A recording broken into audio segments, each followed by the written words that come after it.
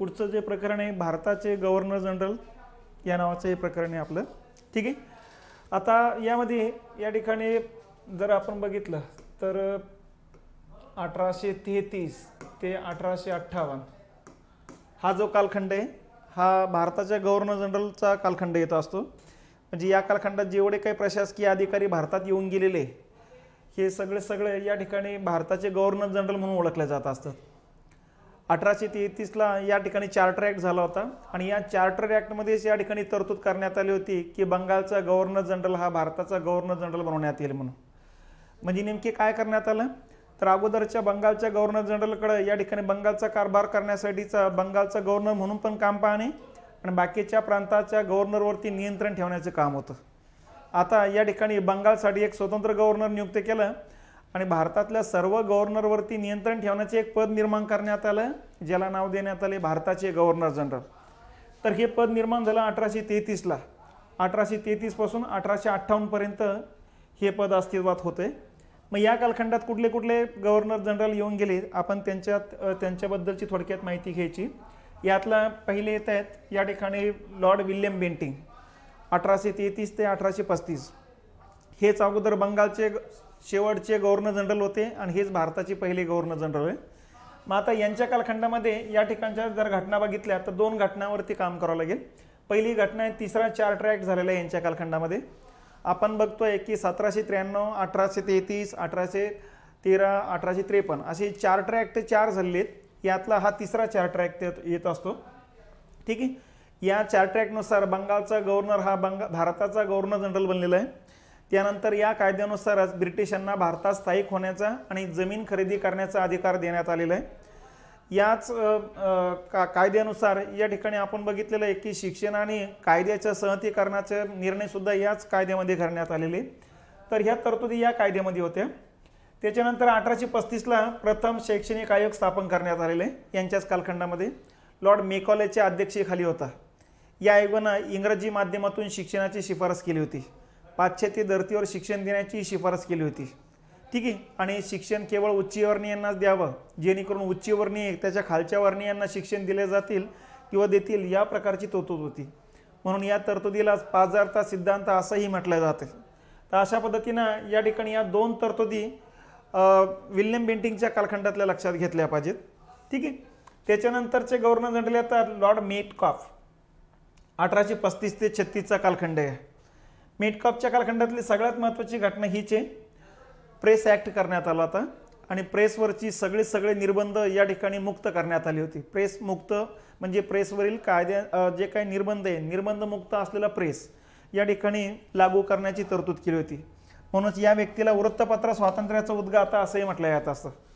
या मुद्द्यावरती ह्या गव्हर्नरवरती जेवढ्या वेळेस प्रश्न आले तेवढ्या वेळेस प्रश्न हाच होता की वृत्तपत्र स्वातंत्र्याचा उद्गाता कोणाला म्हणतात तर मेटकॉफला म्हटलं जात असतं. तर या पद्धतीनं या ठिकाणी ह्या घटना लक्षात घेतल्या पाहिजेत. तर हा मेटकॉफ येत असतो. हा दुसरा व्यक्ती आहे. तिसरा व्यक्ती येतो लॉर्ड ऑकलँड. ऑकलँडचा जर कालखंड आपण बघितला तर या ठिकाणी 1836 ते 42चा कालखंड आहे.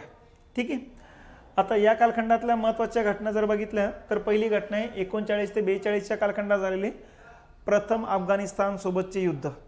अफगाणिस्तानसोबत 2 लढाया झालेल्या आहेत. या दोन्ही लढ्यामध्ये इंग्रज पराभूत झालेले. त्यामुळे अफगाणिस्तानबाबत सातत्यानं इंग्रज चिंतित राहायचे.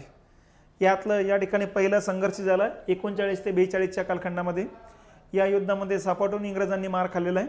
आणि दुसरा संघर्ष झाला होता 1878 ते 80च्या कालखंडात लॉर्ड लिटनच्या कालखंडामध्ये. त्याही संघर्षामध्ये सपाटून मार खाल्लेला आहे.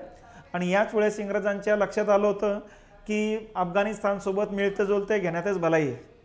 आणि म्हणून त्यांनी मग पुढच्या कालखंडामध्ये जो काही वादाचे मुद्दे जे होते सीमा तर हा सीमाचा वाद मिटवण्याकरता या ठिकाणी ड्युरँटच्या अध्यक्षतेखाली 1891ला एक कमिटी स्थापन केली होती.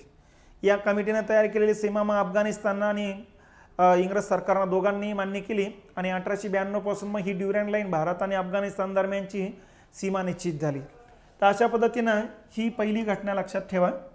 दुसरी घटना आहे 1839 ते 42 या कालखंडामध्ये मांडवी, कुलाबा, सुरत आणि जल्लौन. जल्लौन उत्तर प्रदेशमध्ये आहे, सुरत गुजरातमध्ये आहे, मांडवी आणि कुलाबा महाराष्ट्रामध्ये. तर ही 4 संस्थाने दत्तक वारसा नामंजूर करण्याच्या नावाखाली बरखास्त करण्यात आलेले. आता दत्तक वारसा नामंजूर करण्याचं जे धोरण आहे अगोदर विल्यम बेंटिंगनं जाहीर केलेले 1831च्या कालखंडामध्ये, आणि त्यानुसार मग त्याने 3 संस्थांना बरखास्त केले होते, म्हैसूर, त्याच्यानंतर कुर्ग आणि कच्छार. आता त्याच्यानंतर परत या ठिकाणी दत्तक वारसा नामंजूर करण्याचं धोरण जे आहे ऑकलँडनं लागू केलेले, आणि या अंतर्गत 4 संस्थांनी बरखास्त करण्यात आले होते, मांडवी, कुलाबा, सुरत आणि जल्लोन. आणि याच्यानंतर मग पुढं लॉर्ड डलहौसीनं दत्तक वारसा नामंजूर करण्याचं धोरण लागू केलेलं होतं बघा. तर असे 3 गव्हर्नर जनरल होऊन गेलेले की ज्यांनी दत्तक वारसा नामंजूर करण्याच्या धोरणाची अंमलबजावणी केल्याचं दिसतंय. ठीक आहे. त्याच्यानंतर चौथे या ठिकाणी येतात ॲलन बॅरो. ठीक आहे. ॲलन बॅरोच्या कालखंडातली एकच महत्त्वाची घटना लक्षात ठेवायची, सिंध प्रांताचं झालेले विलिनीकरण. आता भारताचा या ठिकाणी सिंध हा नंतर मुंबईचा भाग बनवला होता, मुंबई प्रांताचं. तर सिंध प्रांतामध्ये या ठिकाणी जर बघितलं तर मुस्लिम तिथल्या त्या काय म्हणतो आपण त्यांच्या त्या नवाबांच्या राजवटी त्या ठिकाणी होत्या. या ठिकाणी साम्राज्य विस्तार करण्यामध्ये मराठ्यांचा ज्या वेळेस या ठिकाणी प्रदेश इंग्रजांनी ताब्यात घेतला त्याच्यानंतर मग सिंध प्रांत पुढचा होता. ठीक आहे. आणि म्हणून सिंधवरती या कालखंडामध्ये आक्रमण करण्यात आलं आणि सिंध जिंकून या ठिकाणी भारताचा भाग बनवण्यात आला आणि मुंबई इलाकाचा तो भाग या ठिकाणी करण्यात आलेला आहे. तर या पद्धतीने ॲलन बॅरोचा हा एक कालखंड या ठिकाणी लक्षात ठेवा. यांच्या कालखंडातली ही घटना या ठिकाणी महत्त्वाची आहे. त्याच्यानंतर लॉर्ड हार्डिंगचा कालखंड आहे. लॉर्ड हार्डिंग जे 1844 ते 48 हा लॉर्ड हार्डिंगचा कालखंड येत असतो. मग आता या कालखंडामध्ये जर बघितलं तर महत्त्वाच्या घटना कुठल्या आहे, 1845 ते 46 या कालखंडामध्ये प्रथम इंग्रज शीख युद्ध झालेले आहे. मग आपल्याला माहिती सिंध प्रांत ताब्यात घेतल्यानंतर इंग्रजांनी आता पुढचा कित्ता गिरवला बघा पंजाबचा. पंजाब सोबत या ठिकाणी अगोदर रणजीत सिंग सोबत 1809ला या ठिकाणी अमृतसर करार करण्यात आला होता.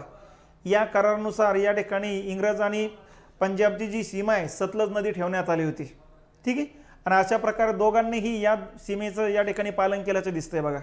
पण 1839ला रणजीत सिंगचा मृत्यू झाला आणि रणजीत सिंगच्या मृत्यूनंतर या ठिकाणी जर बघितलं तर मग आता इंग्रजांच्या लक्षात आलं तर पंजाब विलीन करून घेण्याची पाळी आलीत म्हणून सिंध जिंकल्यानंतर जेवढं लष्कर होतं त्यांनी सतलज नदीच्या किनाऱ्यावरती आणून त्या ठिकाणी लष्कराला प्रशिक्षण द्यायला सुरुवात केली.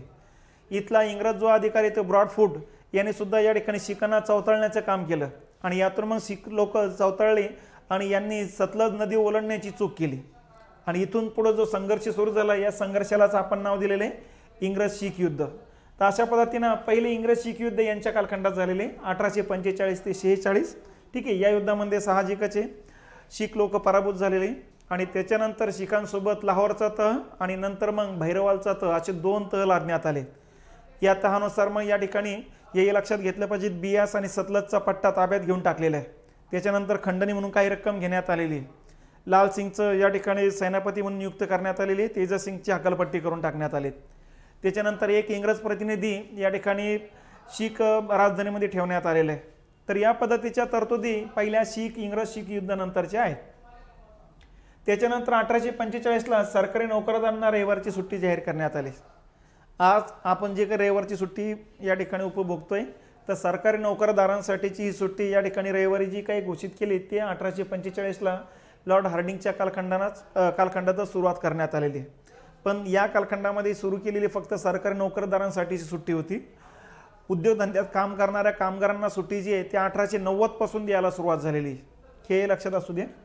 त्याच्यानंतर 1845ला नरबळी जी काही प्रथा आहे या नरबळी प्रथेवरती बंदी घालण्यात आलेली. नराचा बळी देण्याच्या पद्धती, मग आता या ठिकाणी नराचा बळी देण्याचं बळी देण्याच्या पाठीमागची कारणं समजून घेतली पाहिजेत. काही भागामध्ये संपत्तीच्या आमिषापोटी या ठिकाणी अमावस्येच्या दिवशी नराचा बळी देण्याच्या पद्धती होत्या. काही भागामध्ये राजपुताना भागामध्ये तर आणखीन वेगळ्या पद्धती आहे. त्यानंतर पश्चिम बंगाल आणि झारखंड राज्यामध्ये दुर्गा देवीला प्रसन्न करून घेण्यासाठी नराचा बळी देण्याच्या पद्धती होत्या. काही लोक या ठिकाणचं जे पाप आहे हे पाप या ठिकाणीच फेडलं जावं म्हणून नराचा बळी देऊन पाप फेडण्याच्या पद्धती होत्या, जेणेकरून पुढे चालून आपला स्वर्गात प्रवेश करता येईल. तर अशा पद्धतीनं नराच्या बळी देण्याच्या प्रथेच्या पाठीमागच्या घटना अनेक होत्या आणि या घटनेवरतीच प्रतिबंध मग इंग्रज सरकारने या कालखंडात घातल्याचं दिसतंय. तर हा लॉर्ड हार्डिंगचा कालखंड येतो असतो. पुढचे भारताचे गव्हर्नर जनरल आहे लॉर्ड डलहौसी. हा अतिशय महत्त्वाचा गव्हर्नर जनरल मानला जातो. यांच्या कालखंडात ज्या भारतातल्या प्रशासकीय सुधारणा झाल्या इतक्या सुधारणा कोणाच्याही कालखंडात झाल्याचे दिसत नाही. म्हणून आधुनिक भारतामध्ये या ठिकाणी भारताला प्रवेश करून देणारा जर गव्हर्नर जनरल कोण असेल तर लॉर्ड डलहौसी. दुसऱ्या बाजूनं भारतीय लोकांच्या नाराजीचा विषय सुद्धा लॉर्ड डलहौसीच होता, कारण त्यांनी अनेक संस्थांना बरखास्त करून टाकले होते, बरेच जमीनदाराचं जमीनदारी पद्धत रद्द करून टाकली होती. म्हणून 1857 उठावाला कारणीभूत असलेला गव्हर्नर जनरल सुद्धा हाच होता. ठीक आहे, एका बाजूला चांगल्याही गोष्टी आहे, वाईटही गोष्टी आहे, हेही लक्षात घेतल्या पाहिजेत.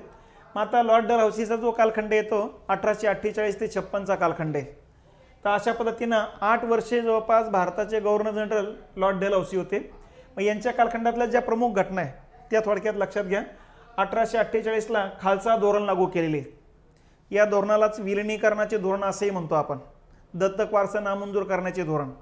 ठीक आहे, अगोदर आपलं विल्यम बेंटिंगनं लागू केलं, नंतर 2 नंबरला ऑकलँडनं लागू केलं आणि आता डलहौसीनं लागू केलेले. पण डलहौसीनं अगोदरच्या गव्हर्नरने केलेल्या चुका दुरुस्त केल्यात. आता यांनी परिपत्रकच काढले की एखाद्या संस्थानिकांसाठी राजगादीसाठी वारस नसेल तर त्यांनी आमच्याकडे विनंती अर्ज करावा, तुमची विनंती मान्य करण्यात येईल आणि तुम्हाला दत्तक घेण्याचा अधिकार देण्यात येईल, अशा प्रकारची परिपत्रकात माहिती होती. मग काय, भारतातल्या बऱ्याच संस्थानिकांनी अर्ज केले दत्तक घेण्याकरता. त्यांना वाटलं होतं की दत्तक घेण्याचा अधिकार आपल्याला मिळालेला आहे, फक्त या ठिकाणी अर्ज विनंती करणे. आणि अशा प्रकारचे अनेक अर्ज आल्यानंतर या ठिकाणी लॉर्ड डलहौसीच्या लक्षात आलं एवढी संस्थांना बरखास्त करता येऊ शकतात. म्हणून लगेच दुसरं परिपत्रक काढलं आणि या संस्थानिकांना इथून पुढे दत्तक घेता येणार नाही, ही राज्य असेपर्यंत ही संस्थानं टिकून राहतील आणि यांच्या मृत्यूबरोबर ही संस्थानं बरखास्त करण्यात येऊन इंग्रज साम्राज्यात विलीन करण्यात येईल, अशा प्रकारची घोषणा करून टाकली. तर या पद्धतीनं या ठिकाणी खालसा धोरण लागू केल्यामुळं आणि या पद्धतीनं चमत्कारिक थोडे पद्धतीचा अवलंब केल्यामुळं मोठ्या प्रमाणात संस्थानक तोंडघशी पडलीत आणि त्यामुळं बरेच संस्थानं बरखास्त करता आली. अगोदर फक्त ज्यांच्याबद्दल कळालं तेवढे संस्थानं बरखास्त करता येत होती. मग याच्यामध्ये एक्का दुक्का तिक्का चौका असे इतके संस्थानं बरखास्त व्हायचे, पण यांच्या कालखंडामध्ये 20-30च्या पुढं संस्थानिक बरखास्त करतात आलेली आहे. तर ही पहिली घटना आहे. दुसरी घटना आहे 1848 ते 49 या कालखंडात दुसरे इंग्रज शीख युद्ध झालेले. साहजिकच आहे, या युद्धामध्ये आता या ठिकाणी शिखांची काही फारशी ताकद राहिलेली नव्हती. लॉर्ड डलहौसीनं या ठिकाणी पंजाबवरती आक्रमण करून टाकलं आणि पंजाबमध्ये केलेल्या आक्रमणानंतर पुढच्या 3-4 महिन्यामध्येच पंजाब पराभूत करून टाकले आणि पंजाब भारताचा एक भाग म्हणून या ठिकाणी त्याचं ब्रिटिश साम्राज्यात विलिनीकरण करून टाकलेले. शेवटचा जो राजा होता दलीप सिंग आणि त्याची जी आई होती जिंदान, या दोघांना उचलबांगडी केली आणि लंडनला पेन्शन देऊन तिकडे पाठवून दिले आणि त्यांच्याकडचा कोहिनूर हिरा पण घेऊन टाकलेले आहे बघा. तर अशा पद्धतीनं या ठिकाणी हे दुसरे इंग्रज शीख युद्ध लक्षात घेतले पाहिजेत. म्हणजे पंजाब ताब्यात येण्याकरता 2 लढाया झालेल्या आहेत, 45-46 आणि 48-49. ठीक आहे, त्याच्यानंतर आहे 1851ला या ठिकाणी इमान कमिटीची स्थापना करण्यात आलेली. ठीक आहे, इमान कमिटी म्हणजे पार्लमेंटरी कमिटी होती, पार्लमेंटला सदस्यांच्या अध्यक्षतेखालची कमिटी. या कमिटीनं या ठिकाणी ही कमिटी कशासाठी स्थापन केली होती तर भारतात जे काही जमीनदार लोक आहे या जमीनदार लोकांची मोजदाद करणे आणि या जमीनदाराचं कामाचं परीक्षण करणे, खरोखर यांचं या ठिकाणी आपल्याला फायदा होतो की तोटा होतो हे बघणे, याकरता ही इमान कमिटी स्थापन केली होती 1851ला. या इमान कमिटीनंच या ठिकाणी रिपोर्ट दिला इंग्रज सरकारला आणि त्या रिपोर्टमध्ये सांगितलं की भारतभरामध्ये 25,000 जमीनदार आहेत. ठीक आहे, 25,000 जमीनदार आहेत आणि यापैकी 4,000 लोकांचीच गरज आहे. गरज फक्त 4,000 लोकांचीच आहे, म्हणजेच 21,000 जमीनदार बरखास्त करण्यात आलेत. ठीक आहे, आता एका दुःखा नाही 21,000 जमीनदार बरखास्त झालेत. एक जमीनदार म्हणजे एक जिल्हा त्याच्याकडे राहायचा, त्या जिल्ह्यामध्ये कायद्याने सुव्यवस्था राखण्याकरता शेकडो सैनिक त्याच्याकडे राहायचे, त्या जिल्ह्यातून महसूल जमा करण्याकरता शेकडो कर्मचारी राहायचे, म्हणजे एका जणाकडे हजारो लोक कामाला राहायचे. इथं एक जमीनदार जरी बरखास्त झाला तर हजारो लोक बेकार झालेले आहेत. मग 1,000 गुणिले या ठिकाणी 21,000च्या हिशोबाने जर विचार केला आपण, एकंदम शतक, 1000, 10,000 लाख, 10 लाख कोटी, जवळपास 2 कोटी लोक बेकार झाले होते. आणि इतक्या मोठ्या प्रमाणात लोक जे बेकार झालेत हे सहजासहजी शांत बसणार नव्हते. म्हणून 1857च्या उठावाला जशी सुरुवात झाली तसे हे सगळे लोक 1857च्या उठावामध्ये उतरताना दिसतात. मग जमीनदार ही उतरले गेलेले मानमराताप मिळण्यासाठी, यांच्या हाताखाली काम करणारे शिपाई आणि कर्मचारी वर्ग पण उतरले गेलेले आपापल्या नोकऱ्या परत मिळवण्यासाठी. आणि यातूनच मग पुढे 1857च्या उठावाची व्याप्ती प्रचंड होताना दिसते. तर ही इमान कमिटी लक्षात घेतली पाहिजेत. त्याच्यानंतर 1852ला तार खात्याची स्थापना करण्यात आलेली. ठीक आहे. तर भारतामध्ये दूरसंचार जाळं निर्माण व्हायला सुरुवात झाली यांच्या कालखंडापासून आणि पहिले दूरसंचार साधन निर्माण केले त्यांनी तार खाते. ठीक आहे. तर तार खाते हे 1852 पासून सुरुवात होताना दिसते ते जवळपास 2013 पर्यंत. 2013ला या ठिकाणी भारत सरकारनं तार खाते बंद करण्याचा निर्णय घेऊन टाकलेला आहे.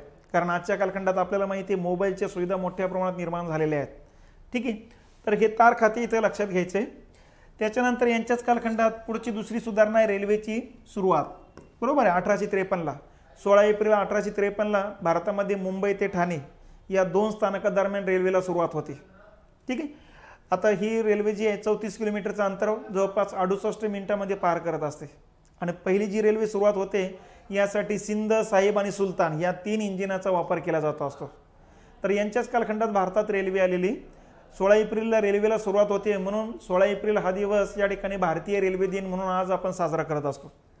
तर भारतीय रेल्वेने जो काही भारत या ठिकाणी एकत्र आणण्याचं काम केलं ते रेल्वेची सुरुवात यांच्या कालखंडातली. तर 1853ची घटना आहे. त्याच्यानंतर 1853ला या ठिकाणी 4था चार्टर ॲक्ट होतो. आपण बघितलेले हे प्रशासकीय सुधारणा कायदे 1793ला पहिला झाला होता, 1813ला दुसरा झाला होता, 1833ला तिसरा झाला होता आणि आता 1853ला 4था झालेला आहे. या कायद्यामध्ये कंपनी फक्त नियंत्रक म्हणून राहील. या ठिकाणी आम्ही केलेले कायदे त्या अंमलबजावणी करेल एवढीच कंपनीचा अधिकार राहील अशा प्रकारची तरतूद होती. याच कायद्यामध्ये तरतूद होते की दर 20 वर्षांनी कायदे करण्याच्या ऐवजी आवश्यकतेनुसार कायदे करावेत. याच्यामध्ये तरतूद करण्यात आली होती की ICS या ठिकाणी पदासाठी स्पर्धा परीक्षा असेल म्हणून. आतापर्यंत कलेक्टर पदाकरता नेमणूक करण्याच्या पद्धती होत्या. आता इथून पुढं या ठिकाणी त्यांच्यासाठी वेगवेगळ्या परीक्षा आयोजित करायला सुरुवात केली. यालाच ICS परीक्षा म्हणतो आपण, इंडियन सिव्हिल सर्व्हिसेस. ठीक आहे. यानुसार मग या ठिकाणी इंडियन सिव्हिल सर्व्हिसेस या कायद्यानुसार सुरू करण्यात आलेली. तर ह्या घटना 53 आहेत. त्याच्यानंतर या ठिकाणी 54ला जर बघितलं आपण तर पोस्ट खात्याची स्थापना आहे. तर हे एक दूरसंचार साधन या कालखंडात सुरुवात झालेली आणि पहिले पोस्ट साहजिकच कोलकात्याला सुरुवात झालं. त्याच्यानंतर पुढे 2-3 महिन्यानंतरच मुंबईला सुरुवात झालेली आहे. ठीक आहे. त्याच्यानंतर चार्ल्स वूड हा शिक्षणाबाबतचा आयोग स्थापन करण्यात आलेला आहे. तर ब्रिटिश कालखंडामधला हा दुसरा मोठा शैक्षणिक आयोग आहे. पहिला मेकॉलेच्या अध्यक्षतेखाली होता, हा दुसरा आहे. तर ब्रिटिश काळातला हा सर्वात मोठा आहे म्हणून याला वूडचा खलिदा किंवा मॅग्ना चार्टा ऑफ इंडिया असंही म्हटलं जातं असतं. ठीक आहे. तर या आयोगानं या ठिकाणी उच्च शिक्षणावर भर देण्याची तरतूद केली होती. मुलींसाठी स्वतंत्र शिक्षण संस्था स्थापन करण्याची तरतूद केली होती. ठीक आहे. स्वतंत्र शिक्षण विभाग स्थापन करण्याची तरतूद केली होती आणि उच्च शिक्षण नियंत्रणासाठी विद्यापीठाची लंडनच्या धर्तीवर विद्यापीठ स्थापन करण्याची तरतूद केली होती. आणि यानुसार मग 1857ला आपल्याला माहिती आहे की 12 जानेवारी 1857ला कोलकाता विद्यापीठाची स्थापना करण्यात आली. त्याच्यानंतर 18 जुलै 1857ला या ठिकाणी मुंबई विद्यापीठाची स्थापना करण्यात आली आणि 5 सप्टेंबर 1857ला मद्रास विद्यापीठाची स्थापना करण्यात आलेली. तर या पद्धतीनं चार्ल्स वूड हा शैक्षणिक आयोग लक्षात घेतला पाहिजे. त्याच्यानंतर 1856ला सार्वजनिक बांधकाम विभागाची स्थापना करण्यात आलेली. ठीक आहे. PWD म्हणतो आपण त्याला, रस्ते निर्माण करणारा विभाग. तर यांच्या कालखंडातली घटना आहे. दुसरी घटना आहे पुरातत्व विभागाची स्थापना, आर्किओलॉजिकल डिपार्टमेंट, प्राचीन वास्तूचं संवर्धन संरक्षण करणारा विभाग. तर या कालखंडात विभागाची स्थापना आहे आणि 1904ला आर्किओलॉजिकल ॲक्ट करण्यात आलेला आहे, पुरातत्व कायदा करण्यात आलेला आहे. यांच्याच कालखंडात पुढची तिसरी घटना आहे ती हिंदू विधवा पुनर्विवाह कायदा. हिंदू धर्मामधील विधवांना पुनर्विवाह करण्याचा अधिकार देण्याची तरतूद करण्यात आलेली. तर डॉक्टर ईश्वरचंद्र विद्यासागर यांच्या प्रयत्नामुळं हा या ठिकाणी कायदा करण्यात आलेला आहे. तर या पद्धतीनं या ठिकाणी लॉर्ड डलहौसीचा हा कालखंड आहे. याच कालखंडामध्ये विदेशी उद्योगपतींना भारतामध्ये उद्योगधंदा स्थापन करण्यासाठी प्रेरित करण्याचं काम झालेलं आहे. यातून मग 1854ला भारतातली पहिली कापड गिरणी आधुनिक काळातली कावतजी दावर यांनी मुंबईमध्ये स्थापन केलेली. 1855ला बंगाल प्रांतामध्ये सेहरामपूर या ठिकाणी पहिली ताग गिरणीची सुरुवात होती आणि इथून पुढं मग विदेशी उद्योगपती, देशातले उद्योगपती मोठ्या प्रमाणात आपापल्या भागामध्ये आधुनिक कारखाने स्थापन करायला सुरुवात करतात. तर अशा पद्धतीनं या ठिकाणी आधुनिक उद्योगाच्या चालनेला सुद्धा सुरुवात या ठिकाणी लॉर्ड डलहौसीच्याच कालखंडातल्या घटना आहेत. तर या पद्धतीनं लॉर्ड डलहौसीचा हा कालखंड लक्षात घ्यायचा. ठीक आहे. त्याच्यानंतर भारताचे शेवटचे गव्हर्नर येतात, governor general Lord Canning. Lord Canning तसे 56 पासून 62 पर्यंत होते, पण 56 ते 58 या 2 वर्षात ते भारताचे गव्हर्नर जनरल म्हणून काम केले त्यांनी। आणि या ठिकाणी 1858 ते 62 या कालखंडामध्ये भारताचे व्हाईसराय म्हणून काम केलेले। आपण आता गव्हर्नर जनरल म्हणूनच बघू लागलो, तर हे शेवटचे आणि यांच्या या 2 वर्षाच्या कालखंडातल्या महत्त्वाच्या घटना लक्षात ठेवा। सगळ्यात महत्त्वाची घटना म्हणजे 1857चा उठाव, ही सगळ्यात महत्त्वाची घटना आहे। आपण बघितलेलं आहे की 1857च्या उठावाला अनेक कारणं कारणीभूत होते। राजकीय कारणं बघितलेले, आर्थिक कारणं बघितलेले, सामाजिक कारणं बघितलेले, धार्मिक कारणं बघितलेले, लष्करी कारणं बघितलेली, प्रशासकीय कारणं बघितलेली। तर या पद्धतीने वेगवेगळ्या कारणांमुळे वेगवेगळ्या समाजातला समुदाय या ठिकाणी 1857च्या उठावामध्ये एकत्र येतो आणि यातून उठावाची सगळ्यात मोठी घटना घडून येते।